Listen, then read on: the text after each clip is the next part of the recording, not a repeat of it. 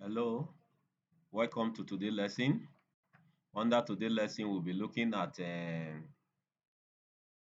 setting up a virtual desktop. Setting up a virtual desktop is still under the topic configuration and management, Windows configuration and management. So we'll be looking at setting up a virtual desktop.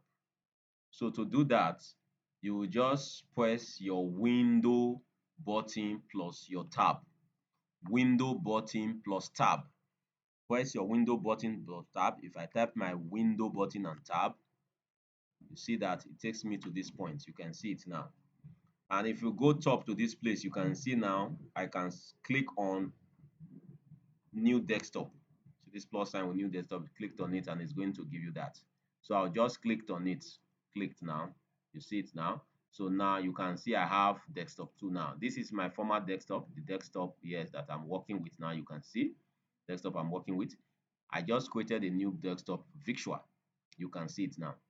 Now you notice something. If I put my cursor on desktop 1, look at the bottom, you can see I have so many icons here because this is actually my actual desktop which I'm working on. So you can see it now. So but if I put it on the desktop 2, you see it now. This is the only few things that is there because this is the desktop 2. So it is very important that you know how to switch. Then also you can also switch on your own by pressing the window control left or right tab to switch between desktop. So if I clicked on this now, you can see that the desktop is just simple.